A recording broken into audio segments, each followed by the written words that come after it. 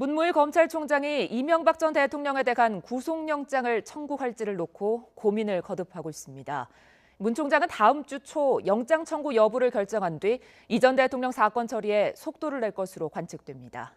이명박 전 대통령을 소환 조사한 검찰 수사팀은 구속영장을 청구해야 한다는 의견을 문무일 검찰총장에게 전달했습니다. 보통 수사팀 의견이 반영되지만 전직 대통령이라는 점에서 문 총장은 고민을 거듭하고 있습니다. 사안의 중대성과 증거 인멸 우려, 다른 공범들이 구속된 상황을 고려하면 영장 청구에 무게가 실립니다. 하지만 법조계 일각에서는 불구속 상태로 수사해도 큰 차질이 없다는 의견도 나옵니다. 이미 검찰 수사로 광범위한 증거를 확보했고 도주 우려가 없다는 이유를 들고 있습니다. 또 두 전직 대통령을 1년 사이에 차례로 구속하는 정치적 부담을 고려해야 한다는 견해도 있습니다. 문 총장은 검찰 안팎의 의견을 두루 수렴해 조만간 결단을 내리기로 했습니다. 딱 인정한 게 하나 있는데 국정원 특활비 중에 10만 달러 수수 의혹과 관련해서 인정을 했어요. 지금 110억 뇌물 중에 딱 1억. 왜 여기 1억만 했을까? 전직 검사 출신이셔가지고 국민들이 너무 궁금해하고 있거든요. 왜 1억만 인정했을까? 어떻게 보십니까? 이걸 인정한 이유는 이제 수사관들도 우리도 모르겠다 막 이렇게 우리도 궁금하다 이러고 인정한 있더라고요. 이유는 간단하죠. 네. 간단한 어떤 이유냐면 한다면은 나중에 부인의 발판을 삼고 있는 겁니다. 부인의 발판이라는 게 뭐냐면 뭔 말이냐면은 1억을 인정하면서 어떤 용도로 썼다고 했습니까? 대북 공작비로 썼다. 네. 그러면서 이 내역은 밝힐 수가 없다라고 하지 않습니까? 네. 그렇다고 하면 법리적으로만 보면은 네. 밝혀지지 않겠죠. 그걸 허락할 수도 없을 것이고 다른 내역의 돈들에 대해서도 네. 나중 본인이 직접 받은 부분이 나타나게 되면 이렇게 나아갈 가능성이 굉장히 높습니다. 네. 그래서 그 부분에 대해서 검찰은 어떤 식으로 준비할지 떠보는 거죠, 지금. 자, 1억 내가 받았는데 이건 대북 공작비야. 그걸 반증할 수 있는 자료 있으면 내봐라고 지금 들이댄 거죠. 제가 보는 검찰이 특별히 자료 못 냈을 거라고 봅니다. 네. 그렇다고 한다면 다른 금액들도 네. 그렇게 넘어가다 보면은 네. 일일이 검찰에서 이제 명목을 밝혀내야지만이 네. 뇌물죄라든지 뭐 어떤 형태로든 기소가 될 수 있고 그 내용의 사용 용도가 대북 공작비라고 함으로써 이거 소위 통치자금 내는 통치권 관련된 비용을 썼다라는 미리 좀 실드를 치고 있는 거죠. 미리 실드를 치고 있다. 결국에는 무죄 전략이다 이렇게 봐야 되네요. 무죄 전략이라고 보죠. 무죄 전략을 보는데 이게 통하겠습니까 근데? 안 통하죠. 왜 그러냐면은 거론된 돈이 한두 푼이어야지 말인 것이고 제가 보기에는 이제 이 사건은 결국 조만간 네. 어쨌든 구속이 될 거라고 저는 봅니다. 언제 구속될까요? 다음 주? 다음 주 중에 되죠. 다음 주 주를 중에. 많이 넘으면은 네. 검찰총장이 아마 탄핵받지 않겠습니까? 오. 이것을 뭐 네. 시간을 끌을 일도 아닐 뿐만 아니라 네. 이렇게 많은 범죄 혐의 뿐만 아니라 또 많은 사람이 이미 다 구속이 돼 있었어요. 네, 그렇죠. 근데 이걸 뭐 종범들이. 전직 대통령이라고 고려를 해서 네. 자고 고민할 만한 것도 아니고 약간의 뭐 시간적 여유는 검토를 해야 되겠지만은 네. 다음 주를 넘어간다 저는 있을 수 없는 일이라고 봅니다. MB 구속 다음 주 넘으면 문무일 총장 탄핵 해야 된다. 그렇다고 봅니다. 알겠습니다. 지금요 이게 지금 그 장수만세도 아니고 아들, 사위, 조카 뭐 그리고 형, 부인 이게 다 걸렸어요. 그래서 패밀리 게이트라는 얘기가 나옵니다. 그럼 그렇게 보입니다. 네, 특히 김윤옥 여사와 관련된 범죄 혐의가 특화되고 있어요. 사위가 건넸다는 거 아니겠습니까? 그러니까요. 이 집은 참 의리가 없는 것 같아요. 뭐 측근들만 의리가 없는 게 아니라 네. 뭐 가족들도 가족 간에도. 그런 게 아닌가. 네. 게다가 또 재밌는 게 네. 다스라는 회사를 둘러싸고 형은 너무 사이가 좋은 것 같아요. 그러니까요. 동생은 이 67억 회사는 빌리고. 제게 아니고 네, 형님 형 거다. 겁니다. 그리고 형도 뭐 동생 이거 제 자산 아니고 동생 네, 거인 같습니다라고 그러니까요. 한두 푼도 아니고 몇십을 두고 네, 그렇게 하더라고요. 그러니까요. 그래서 형님 먼저 아우 먼저. 예. 형제간의 우애는 좋구나라고 생각하는데요. 네. 어쨌든 많은 부분들이 측근들 그리고 가족들의 입에서 나온 거 아니겠습니까? 네. 최근 자유한국당 그리고 MB 쪽에서 이 사건이 정치 보복이다. 네. 표적 수사 이런 말 하는데 네. 결정적인 증거를 내는 사람들은 가족들이고 측근들이었다. 네. 그리고 이 사건 이명박 전 대통령의 수사는 이명박 전 대통령을 먼저 수사하는 적이 없었어요. 원래 네. 박근혜 대통령에 대한 수사, 그렇죠. 특활비 수사에서 하다 보니까 나온 거죠. 자료가 나오고 그러다 보니까 그 자료가 어딨냐 보니까 영포 필딩 가보니 네. 또 임하면 또 자료가 네. 나오고 해외에서 나온 거기 때문에 누가 보더라도 표적 수사, 정치보복 이런 거는 허용될 수 없는 거죠. 그게 별명이 붙었어요. 양파 대통령. 계속 새로운 사실이 나오고 있기 제가 때문에 보기에는 뭐 그런데요. 지금 원래는 뭐 100억대 정도나 나왔는데 네. 결코 100억대로 끝날 일은 아니다. 100억대로 끝날 일이 아니다.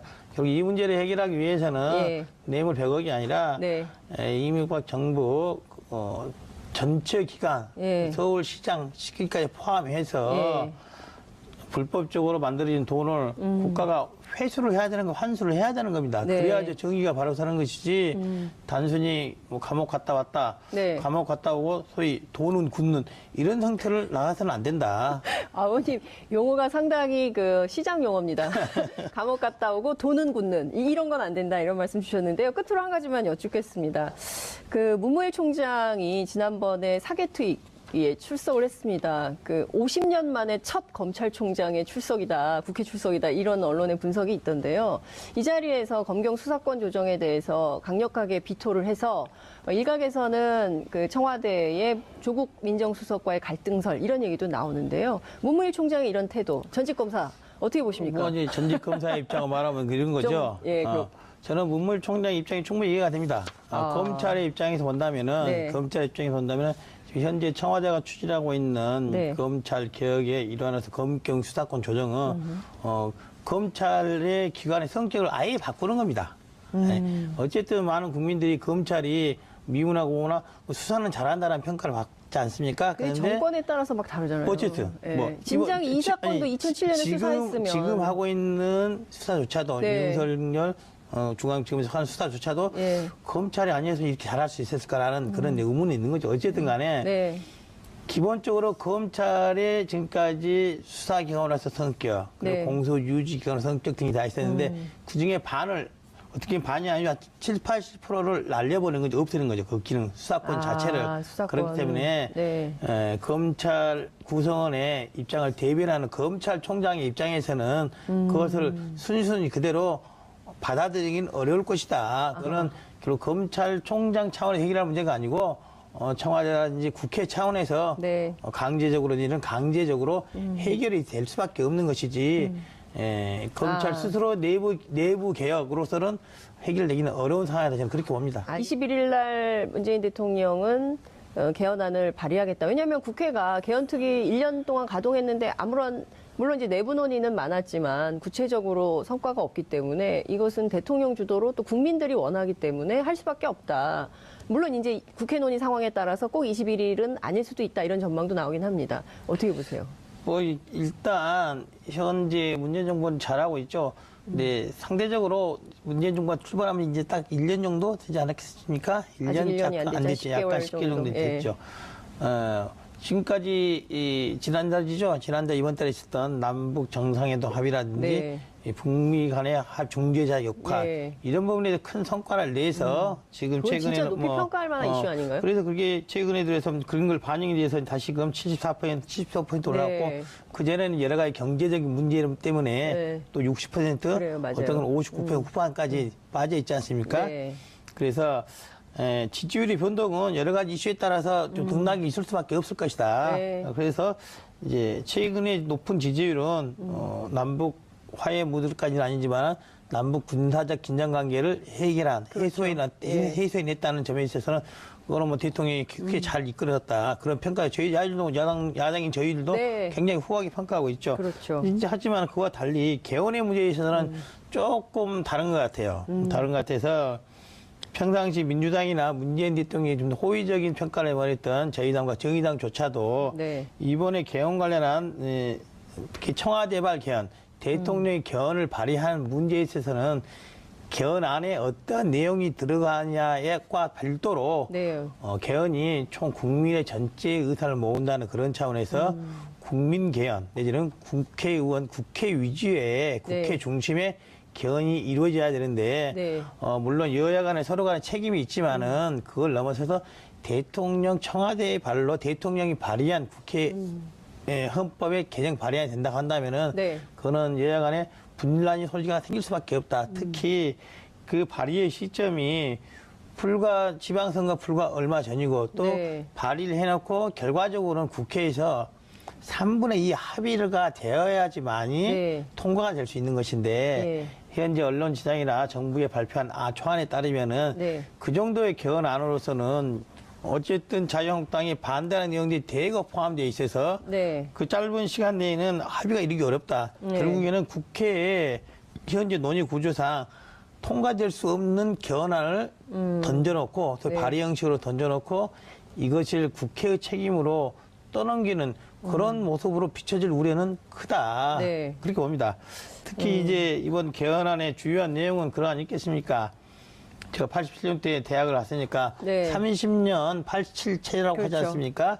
그래서 이제 개헌안에 대한 여러 가지 수요들이 많이 있었죠. 물론 네. 기본권에 대한 부분도 많이 바뀌거나 해야 되지만은 국민들이 지금까지 여러 대통령을 거쳐오면서 크게 문제 삼았던 것은 대통령 자체의 문제도 있었겠으나 그것을 그렇게 될 수밖에 없도록 방치할 수밖에 없었던 헌법 권력 구조 상의 문제가 가장 크다. 네. 그래서 역대 정권 어디에서나 예. 단골리로 나오는 게 예. 권력 구조 개편해야 된다. 그게 핵심은 제왕적 대통령제로 표현되고 있는 네. 대통령의 권한 집중 이걸 좀 분할하고 분산하자. 근데 저희는 이런 것이었죠. 대통령 중심주의 국가이기 때문에 대통령이 뭐 그렇게 높은 권한과 지위, 왜냐하면 행정 권력이 워낙 세게 편성이 돼 있으니까 물론 맞습니다. 이제 의회 자체, 그러니까 국회의원 자체는 엄청 세지만 의회가 할 수 있는 행정부를 견제할 수 있는 수단이 많지 않아서 이걸 좀 균등하게 바꿀 필요가 있다. 그런 그렇습니다. 차원에서 이제 분권형 개헌 얘기가 계속 나오는데요. 그렇습니다. 핵심은 역시 국회 추천 총리 이거 아니겠습니까? 이제 뭐 그게 이제 크게 대의를 내는 거죠. 예를 들어보면 예전에는 뭐 의원 내각제라고 논의가 되고 있는 건데 네. 결국 그게 국회 중심의 국정 내지는 네. 국회 중심의 행정 운영 이것이 일체가 되면은 의원 내각제라고 표시가 될 수 있는 것인데 이제 현재 대통령제 자체에 대한 국민들의 선호도라는 그걸 감안할 때 네. 바로 의원 내각제를 하자는 데에서 많은 국민이 동의하지 않고 있기 때문에 국회 불신이 크다는 거예요. 약간의 변형된 형태로 네. 의원 내각제 형태 운영해 보고 싶은 거예요. 그래서 국회 내부 국회의원들은 그렇죠. 아니, 예. 국회의원뿐만 아니라 많은 이제 여든 야든 많은 예. 정치권들이 예, 그렇다는 거죠. 정치인들이, 예. 그래서 뭐 현실적으로 대통령제 하에서도 네. 국무총리가 헌법상으로는 국무총리가 행정부를 통할해서 운영할 수 있게 돼 있지 않습니까? 네, 네, 네. 물론 대통령이 명을 받아 돼 있지만은 네. 그리고 그전 정부에서 여러 차례 뭐 책임 총리란 이런 말도 여러 차례 나왔잖아요. 네. 그런 것들은 결국 대통령이 아니라 국무총리를 행정의 중심에 놓자. 네. 즉 예전 기존의 헌법 내에 있는 대통령과 정부, 네. 총리와의 권한을 나누자는 거죠. 수직적 관계가 아니라 나누자는 내치와 거죠. 외치를 좀 구분해서 프랑스식 이원 집정부제 얘기가 그렇죠. 나오는 건데요. 근데 지금 수준에서 왜냐하면 그 국민들의 신뢰를 받는 국회라면 그것이 충분히 가능할 텐데 실제 그 조사를 해보면 국회의원들이 그렇게 하겠냐. 그러니까 제도보다는 사람의 문제를 지적하는 경우가 굉장히 많고 그리고 또 한 측면은 최근에 청와대 그 국민청원으로도 됐지만 뭐 그 청와대가 결정할 이슈도 아니지만 국회의원들한테 최저시급조라 막 이런 얘기도 나오지 않습니까? 그러니까 저는 국회가 갖고 있는 숙제도 있는 거 아니냐는 거죠. 물론 국회 불신을 어떻게 해소할 수 있냐는. 예, 이제 물론 그렇게 말씀해 국회가 불신 대상이 있죠. 국회의원들이 잘하고 있는 부분도 있지만 잘 못하고 있는 부분이 많이 있지 않습니까? 예를 들면은 프랑스 같은 경우만 하더라도 네. 프랑스라고 해서 국민들이 프랑스 국회의원들이 잘한다고만 하겠습니까? 그렇지는 않을 것.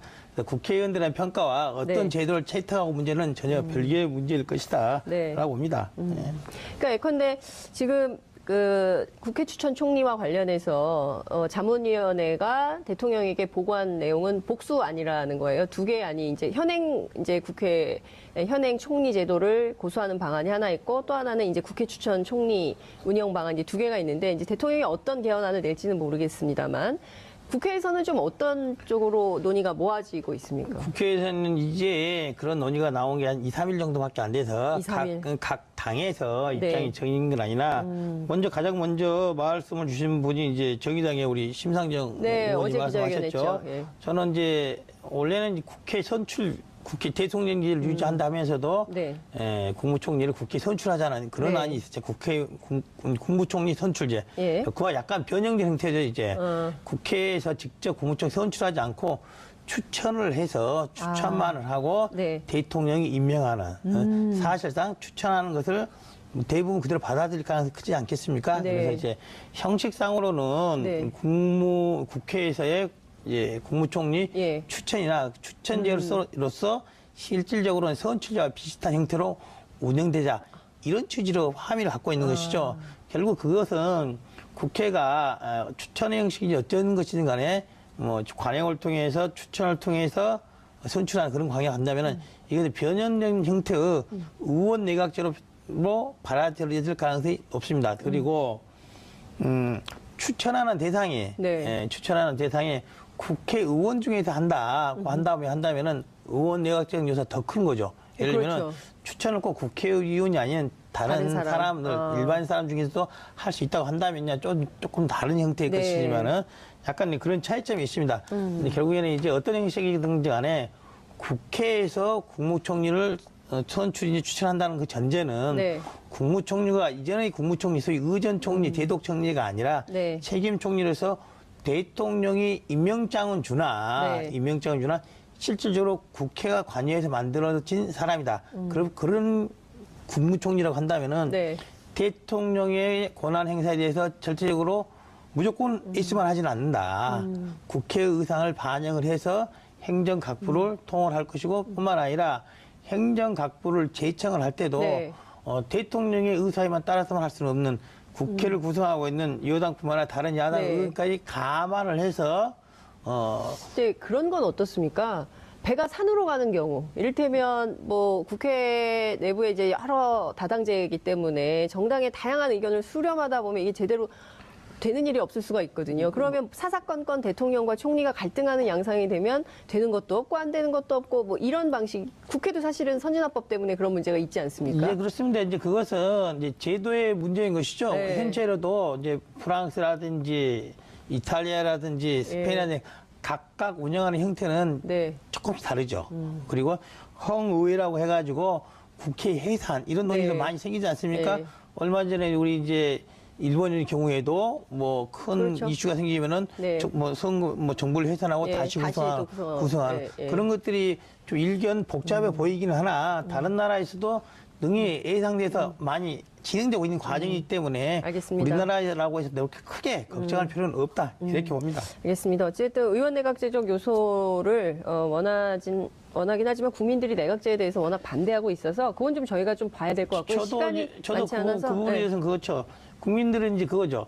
예, 국회의원들이 하는 게 국회의원 소환제 반대하지 않죠. 국민 소환제. 네. 예, 국회의원을 그거 해야 되는 거 뽑아놓고 아닙니까? 저는 그 찬성합니다. 국민 소환제. 국민 소환제 국민들에게 예. 대신 이제 국회를 정부를 의원 내각제 요소로 운영하되 하려고 네. 한다면은 국민들이 잘못된 국회의원 과반이 뽑아낼 수 있는 소환해서 그 자리를 면할 수 있게끔 하는 그런 제도를 동시에 도입을 하자. 그러면 국민들이 네. 검찰 입장에서 본다면 지금 현재 청와대가 추진하고 있는 네. 검찰 개혁의 일환으로서 검경 수사권 조정은 검찰의 기관의 성격을 아예 바꾸는 겁니다. 네. 어쨌든 많은 국민들이 검찰이 미문하고 오나 수사는 잘한다는 평가를 받지 않습니까? 근데 정권에 따라서 막 다르잖아요. 어쨌든 예. 진작 이 사건도 2007년에 수사했으면 지금 하고 있는 수사조차도 네. 윤석열 중앙지검에서 하는 수사조차도 예. 검찰이 아니었으면 이렇게 잘할 수 있었을까라는 그런 의문이 있는 거죠. 어쨌든 간에 네. 기본적으로 검찰의 지금까지 수사기관으로서 성격, 그리고 네. 공소유지기관으로서 성격 등이 다 있었는데 그중에 반을 어떻게 반이 아니라 70, 80%를 날려버리는 거죠. 없애는 거죠. 그 기능, 수사권 자체를. 수사권. 그렇기 때문에 네. 검찰 구성원의 입장을 대변하는 검찰총장의 입장에서는 그것을 순순히 그대로 받아들이긴 어려울 것이다. 그거는 결국 검찰총장 차원의 해결할 문제가 아니고 청와대라든지 국회 차원에서 네. 강제적으로 해결이 될 수밖에 없는 것이지 검찰 스스로 내부 개혁으로서는 해결되기는 어려운 상황이라 저는 그렇게 봅니다. 21일 날 문재인 대통령은 개헌안을 발의하겠다. 왜냐하면 국회가 개헌특위 1년 동안 가동했는데 물론 이제 내부 논의는 많았지만 구체적으로 성과가 없기 때문에 이것은 대통령 주도로 또 국민들이 원하기 때문에 할 수밖에 없다. 물론 이제 국회 논의 상황에 따라서 꼭 21일은 아닐 수도 있다. 이런 전망도 나오긴 합니다. 어떻게 보세요? 일단 현재 문재인 정부는 잘하고 있죠. 네, 상대적으로 문재인 정부가 출발하면 이제 딱 1년 정도 되지 않았겠습니까? 아직 1년이 안 되죠. 약간 10개월 10개월 정도 정도. 됐죠. 지금까지 지난달이죠. 지난달 이번 달에 있었던 남북 정상회담 합의라든지 네. 이 북미 간의 중재자 역할 네. 이런 부분에서 큰 성과를 내서 지금 그건 최근에 진짜 높이 평가할 만한 이슈 아닌가요? 그래서 그게 최근에 들어서 그런 걸 반영이 돼서 다시금 74%, 74% 올라갔고 네. 그 전에는 여러 가지 경제적인 문제 때문에 네. 또 60% 그래요, 맞아요. 어떤 건 59% 후반까지 빠져 있지 않습니까? 네. 그래서 지지율의 변동은 여러 가지 이슈에 따라서 좀 등락이 있을 수밖에 없을 것이다. 네. 그래서 이제 최근에 높은 지지율은 남북 화해 무드까지는 아니지만 남북 군사적 긴장 관계를 해결한 그렇죠. 해소해냈다는 점에 있어서는 그거는 뭐 대통령이 크게 잘 이끌었다 그런 평가. 저희 야당인 저희들도 네. 굉장히 후하게 평가하고 있죠. 그렇죠. 이제 하지만 그와 달리 개헌의 문제에 있어서는 조금 다른 것 같아요. 다른 것 같아서. 평상시 민주당이나 문재인 대통령이 좀 호의적인 평가를 해버렸던 저희 당과 정의당조차도 네. 이번에 개헌 관련한 특히 청와대발 개헌, 대통령이 개헌을 발의하는 문제에 있어서는 개헌 안에 어떤 내용이 들어가냐과 별도로 네. 개헌이 총 국민의 전체 의사를 모은다는 그런 차원에서 국민 개헌 내지는 국회의원, 국회 위주의 국회 네. 중심의 개헌이 이루어져야 되는데 네. 물론 여야 간에 서로 간에 책임이 있지만은 그걸 넘어서서 대통령 청와대의 발로 대통령이 발의한 국회 헌법의 개정 발의안이 된다고 한다면은 네. 그거는 여야 간에 분란이 솔직히 생길 수밖에 없다. 특히 그 발의의 시점이 지방선거 불과 얼마 전이고 또 네. 발의를 해놓고 결과적으로는 국회에서 3분의 2 합의가 되어야지만이 네. 통과가 될 수 있는 것인데 현재 언론지상이나 정부에 발표한 초안에 따르면은 네. 그 정도의 개헌안으로서는 어쨌든 자유한국당이 반대하는 내용들이 대거 포함되어 있어서 네. 그 짧은 시간 내에는 합의가 이르기 어렵다. 네. 결국에는 국회에 현재 논의 구조상 통과될 수 없는 개헌안을 던져놓고 또 네. 발의 형식으로 던져놓고 이것을 국회의 책임으로 떠넘기는 그런 모습으로 비춰질 우려는 크다. 네. 그렇게 봅니다. 특히 이제 이번 개헌안의 주요한 내용은 그러 아니겠습니까? 제가 87년도에 대학을 왔으니까 네. 30년 87체라고 그렇죠. 하지 않습니까?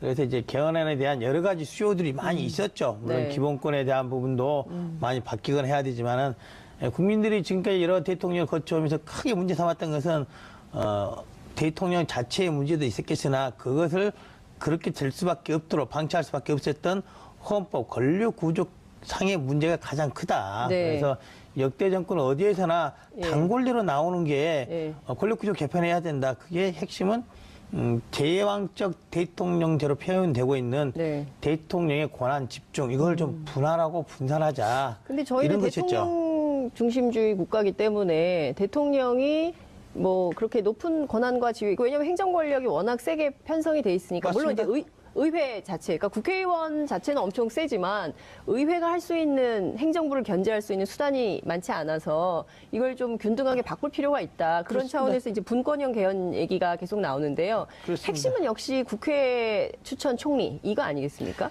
이제 뭐 그게 이제 크게 대비를 내는 거죠. 예를 들어보면 예전에는 뭐 의원 내각제라고 논의가 되고 있는 건데 네. 결국 그게 국회 중심의 국정 내지는 네. 국회 중심의 행정 운영 이것이 일체가 되면은 의원 내각제라고 표시가 될 수 있는 것인데 이제 현재 대통령제 자체에 대한 국민들의 선호도라는 그런 걸 감안할 때 네. 바로 의원 내각제를 하자는 데에서 많은 국민이 동의하지 않고 있기 때문에 국회 불신이 크다는 거예요. 약간의 변형된 형태로 네. 의원 내각제 형태 운영해 보고 싶은 거예요.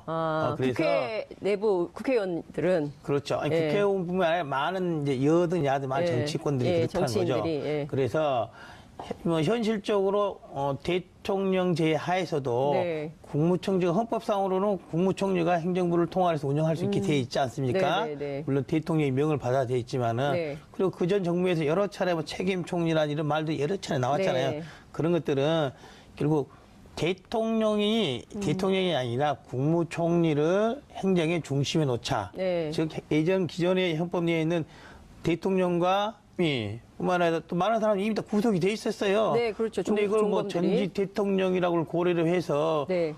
자고 고민할 만한 것도 아니고 약간의 뭐 시간적 여유는 검토를 해야 되겠지만은 네. 다음 주를 넘어간다 저는 있을 수 없는 일이라고 봅니다. MB 구속 다음 주 넘으면 문무일 총장 탄핵해야 된다. 그렇다고 봅니다. 알겠습니다. 지금요, 이게 지금 그 장수만세도 아니고 아들, 사위, 조카, 뭐 그리고 형, 부인 이게 다 걸렸어요. 그래서 패밀리 게이트라는 얘기가 나옵니다. 그렇게 보입니다. 예, 특히 김윤옥 여사와 관련된 범죄 혐의가 특화되고 있어요. 사위가 건넸다는 거 아니겠습니까? 그러니까요. 이 집은 참 의리가 없는 것 같아요.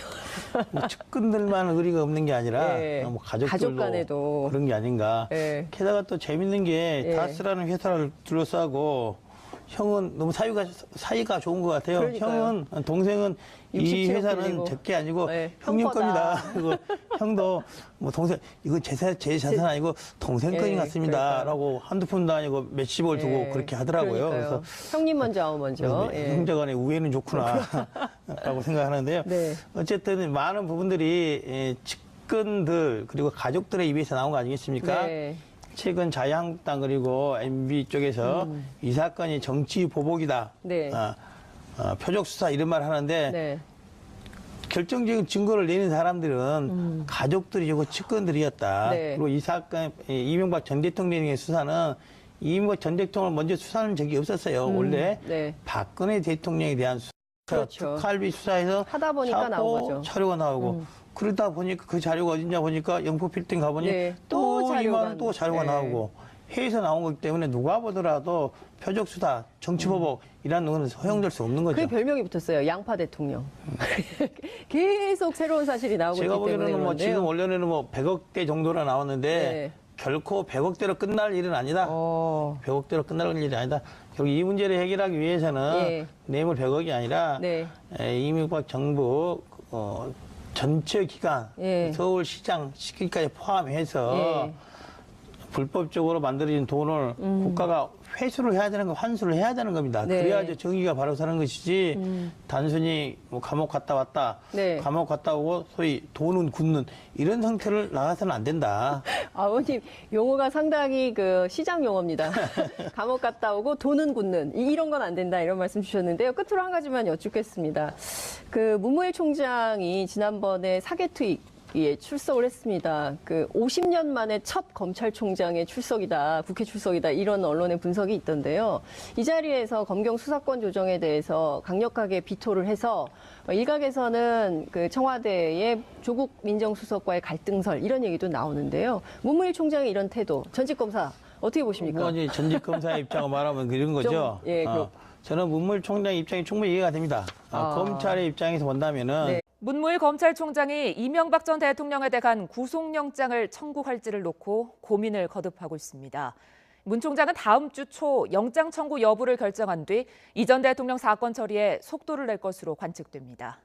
이명박 전 대통령을 소환 조사한 검찰 수사팀은 구속영장을 청구해야 한다는 의견을 문무일 검찰총장에게 전달했습니다. 보통 수사팀 의견이 반영되지만 전직 대통령이라는 점에서 문 총장은 고민을 거듭하고 있습니다. 사안의 중대성과 증거 인멸 우려, 다른 공범들이 구속된 상황을 고려하면 영장 청구에 무게가 실립니다. 하지만 법조계 일각에서는 불구속 상태로 수사해도 큰 차질이 없다는 의견도 나옵니다. 이미 검찰 수사로 광범위한 증거를 확보했고 도주 우려가 없다는 이유를 들고 있습니다. 또 두 전직 대통령을 1년 사이에 차례로 구속하는 정치적 부담을 고려해야 한다는 견해도 있습니다. 문 총장은 검찰 안팎의 의견을 두루 수렴해 조만간 결단을 내리기로 했습니다. 딱 인정한 게 하나 있는데 국정원 특활비 중에 10만 달러 수수 의혹과 관련해서 인정을 했어요. 지금 110억 뇌물 중에 딱 1억. 왜 여기 1억만 했을까? 전직 검사 출신이셔가지고 국민들이 너무 궁금해하고 있거든요. 왜 1억만 인정했을까? 어떻게 보십니까? 이걸 인정한 이유는 이제 수사관들도 우리도 모르겠다 막 이렇게 우리도 궁금하다 이러고 인정한 있더라고요. 이유는 간단하죠. 네. 간단한 어떤 이유냐면 한다면은 나중에 부인의 발판을 삼고 있는 겁니다. 부인의 부인. 발판이라는 게 뭐냐면 뭔 말이냐면은 1억을 인정하면서 어떤 용도로 썼다고 했습니까? 대북 공작비로 썼다. 네. 그러면서 이 내역은 밝힐 수 없다라고 하지 않습니까? 네. 그렇다고 하면 법리적으로만 보면은 네. 밝혀지지 않겠죠. 그걸 허락할 수도 없을 것이고 다른 내역의 돈들에 대해서도 네. 나중 본인이 직접 받은 부분이 나타나게 되면 이렇게 나아갈 가능성이 굉장히 높습니다. 네. 그래서 그 부분에 대해서 검찰은 어떤 식으로 준비할지 떠보는 거죠, 지금. 자, 1억 내가 받았는데 이건 대북 공작비야. 그걸 반증할 수 있는 자료 있으면 내봐라고 지금 들이댄 거죠. 제가 보는 검찰이 특별히 자료 못 냈을 거라고 봅니다. 네. 그렇다고 한다면은 다른 금액들도 네. 그렇게 넘어가다 보면은 네. 일일이 검찰에서 이제 명목을 밝혀내야지만이 네. 뇌물죄라든지 뭐 어떤 형태로든 기소가 될 수 있고 그 내용이 사용 용도가 대북 공작비라고 함으로써 이거 소위 통치자금 내는 통치권 관련된 비용을 썼다라는 미리 좀 실드를 치고 있는 거죠. 미리 쉴드를 치고 있다. 결국에는 무죄 전략이다 이렇게 봐야 되네요. 무죄 전략이라고 보죠. 무죄 네. 전략을 보는데 이게 통하겠습니까, 근데? 안 통하죠. 왜 그러냐면은 거론된 돈이 한두 푼이어야지 많은 것이고 제가 보기로는 이제 이 사건은 결국 조만간 네. 어쨌든 구속이 될 거라고 저는 봅니다. 언제 구속될까요? 다음 주. 다음 주 중에 되죠. 다음 다음 주 주를 중에. 많이 넘으면은 네. 검찰총장이 아마 탄핵받지 않겠습니까? 이것을 뭐 네. 시간을 끌을 일도 아닐 뿐만 아니라 네. 이렇게 많은 범죄 혐의 정부 네. 총리와의 권한을 나누자는 거죠. 수직적 관계가 아니라 나누자는 내치와 거죠. 외치를 좀 구분해서 프랑스식 이원 집정부제 얘기가 그렇죠. 나오는 건데요. 근데 지금 수준에서 왜냐하면 그 국민들의 신뢰를 받는 국회라면 그것이 충분히 가능할 텐데 실제 그 조사를 해보면 국회의원들이 그렇게 하겠냐. 그러니까 제도보다는 사람의 문제를 지적하는 경우가 굉장히 많고 그리고 또 한 측면은 최근에 청와대 그 국민청원으로도 됐지만 뭐 그 청와대가 결정할 이슈도 아니지만 국회의원들한테 최저시급 줘라 막 이런 얘기도 나오지 않습니까? 그러니까 저는 국회가 갖고 있는 숙제도 있는 거 아니냐는 거죠. 물론 국회 불신을 어떻게 해소할 수 있냐는. 예, 이제 물론 그렇게 말씀하면 국회가 불신 대상이 있죠. 국회의원들이 잘하고 있는 부분도 있지만 잘 못하고 있는 부분이 많이 있지 않습니까? 예를 들면은 프랑스 같은 경우만 하더라도 네. 프랑스라고 해서 국민들이 프랑스 국회의원들이 잘한다고만 하겠습니까? 그렇지는 않을 것. 국회의원들의 평가와 어떤 네. 제도를 채택하고 문제는 전혀 별개의 문제일 것이다라고 네. 봅니다. 그러니까 예컨대 지금 그 국회 추천 총리와 관련해서 자문위원회가 대통령에게 보고한 내용은 복수안이라는 거예요. 두 개의 안이 이제 현행 이제 국회 현행 총리 제도를 고수하는 방안이 하나 있고 또 하나는 이제 국회 추천 총리 운영 방안 이제 두 개가 있는데 이제 대통령이 어떤 개헌안을 낼지는 모르겠습니다만 국회에서는 좀 어떤 쪽으로 논의가 모아지고 있습니까? 국회에서는 이제 그런 논의가 나온 게 한 2, 3일 정도밖에 안 돼서 2, 3일. 각 당에서 네. 입장이 정해진 건 아니라 가장 먼저 말씀을 주신 분이 이제 정의당의 우리 심상정 네, 의원이 어제 말씀하셨죠. 기자회견했죠. 예. 저는 이제 원래는 국회 선출 국회 대통령제를 유지한다면서도 네. 국무총리를 국회 선출하자는 그런 네. 안이 있었죠.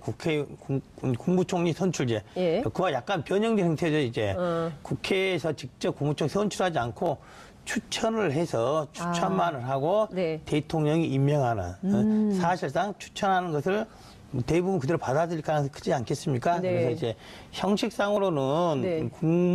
국회에서의 국무총리 예. 추천이나 추천제로서 실질적으로는 선출제와 비슷한 형태로 운영되자 이런 취지로 함의를 갖고 있는 것이죠. 결국 그것은 국회가 추천의 형식이 어떤 것이든 간에 뭐 관행을 통해서 추천을 통해서 선출하는 그런 관계가 간다면은 이것은 변형된 형태의 의원 내각제로 받아들여질 가능성이 없습니다. 그리고 추천하는 대상이 네. 추천하는 대상이 국회의원 중에서 한다면은 의원 내각적 요소가 더 큰 거죠. 예를 들면 그렇죠. 추천을 꼭 국회의원이 아닌 다른 다른 사람. 사람들 일반 사람 중에서도 할 수 있다고 한다면요 조금 다른 형태의 네. 것이지만은 약간 그런 차이점이 있습니다. 근데 결국에는 이제 어떤 형식이든지 간에 국회에서 국무총리를 선출인지 추천한다는 그 전제는 네. 국무총리가 이전의 국무총리 소위 의전 총리, 대독 총리가 아니라 네.